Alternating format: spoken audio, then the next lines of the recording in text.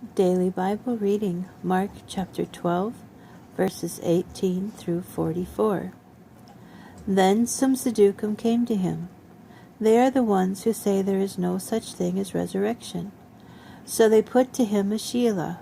Rabbi, Moshe wrote for us that if a man's brother dies and leaves a wife but no child, his brother must take the wife and have children to preserve the man's family line. There were 7 brothers. The first one took a wife, and when he died he left no children. Then the second one took her and died without leaving children, and the third likewise, and none of the 7 left children. Last of all, the woman also died. In the resurrection, whose wife will she be? For all 7 had her as wife. Yeshua said to them, Isn't this the reason that you go astray? Because you are ignorant both of the Torah and of the power of God? For when people rise from the dead, neither men nor women marry. They are like angels in heaven. And as for the dead being raised, haven't you read in the book of Moshe, in the passage about the bush, how God said to him, I am the God of Abraham, the God of Yitzchak, and the God of Yaakov. He is the God not of the dead, but of the living. You are going far astray. One of the Torah teachers came and heard them engaged in this discussion. Seeing that Yeshua answered them well, he asked him, Which is the most important mitzvah of them all? Yeshua answered, The most important is, Shema Israel, Adonai Eloheinu, Adonai Echad. Hear, O Israel, the Lord our God, the Lord is one.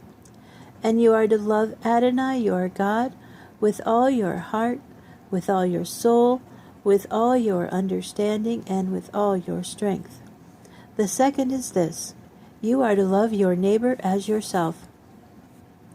There is no other mitzvah greater than these.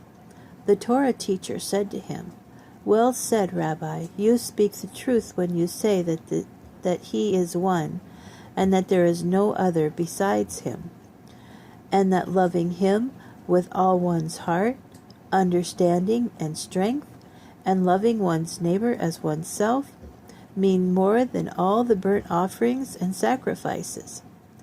When Yeshua saw that he responded sensibly, he said to him, You are not far from the kingdom of God. And after that, no one dared put to him another sheelah. As Yeshua was teaching in the temple, he asked, How is it that the Torah teachers say the Messiah is the son of David? David himself, inspired by the Ruach HaKodesh, said, Adonai said to my Lord, Sit here at my right hand until I put your enemies under your feet. David himself calls him Lord.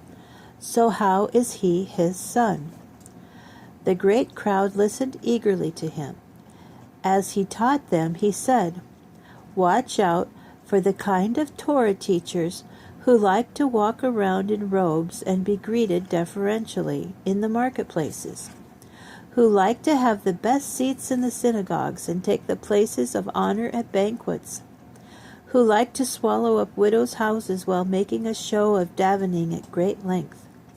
Their punishment will be all the worse.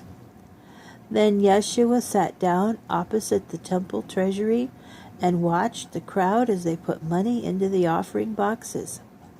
Many rich people put in large sums, but a poor widow came and put in 2 small coins. He called his Talmudim to him and said to them, Yes, I tell you, this poor widow has put more in the offering box than all the others making donations. For all of them, out of their wealth, have contributed money they can easily spare.